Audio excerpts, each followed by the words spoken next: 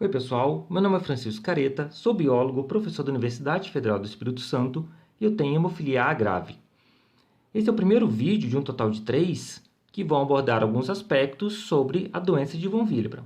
No primeiro vídeo, nós vamos ver o que é o fator de von Willebrand. Antes de falarmos sobre o que é o fator de von Willebrand, já vamos adiantar que existem mais de um tipo de doença de von Willebrand. Existe a doença de von Willebrand do tipo 1, existe a doença de von Willebrand do tipo 2 e existe a doença de von Willebrand do tipo 3. Sendo que aqui no tipo 2 existe o tipo 2A, o tipo 2B, o tipo 2M e o tipo 2N. Para entendermos a função da proteína de von Willebrand, nós temos que saber onde ela está presente. Então, esse daqui é um vaso sanguíneo e aqui dentro vão ser transportadas as células do sangue. Então, hemácias, os glóbulos brancos, e vai ter uma estrutura que é chamada de plaqueta, que vai ser representada assim.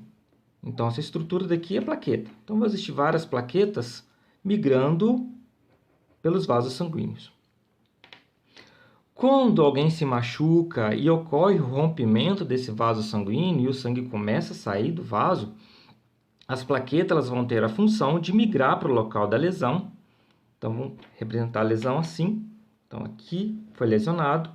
As plaquetas vão migrar para essa região, tentando formar o coágulo.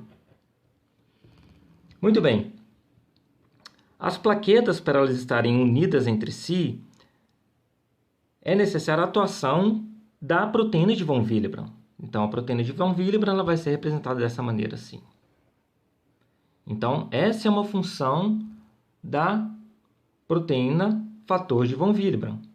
É promover a adesão das plaquetas entre si quando existe a necessidade de formar o coágulo.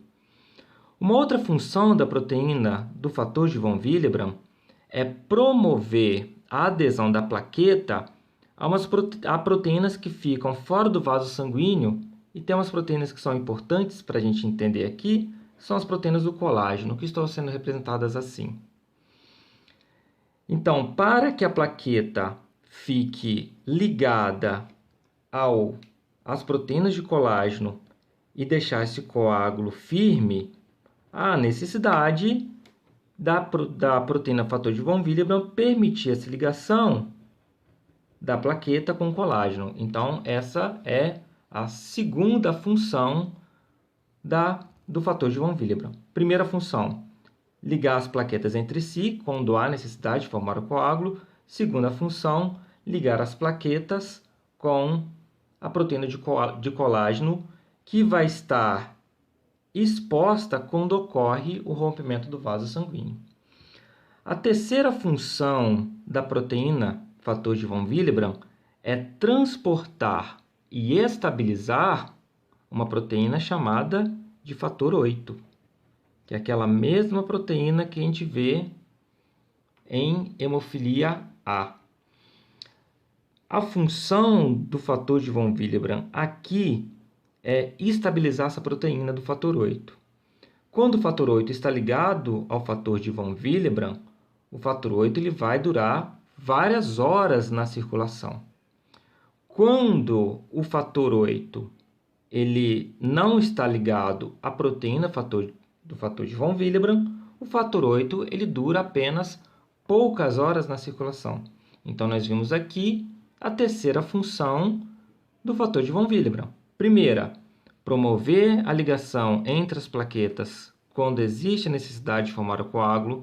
Segunda função, promover a ligação das plaquetas com as proteínas de colágeno quando ocorre essa lesão. E a terceira função, transportar a proteína do fator 8 na circulação, aumentando o tempo de sobrevivência, vamos dizer assim, né? O tempo que dura a proteína de fator 8 na circulação.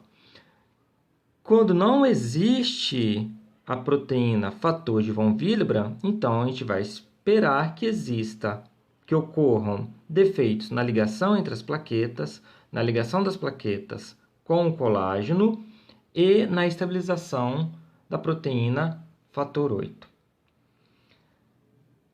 A correlação entre a falta dessa proteína, fator de von Willebrand, ou então alterações dessas proteínas, vai causar os subtipos 1, 2 ou 3. E como que está correlacionado essas alterações da proteína com esses subtipos vão ser os temas dos vídeos 2 e do vídeo 3.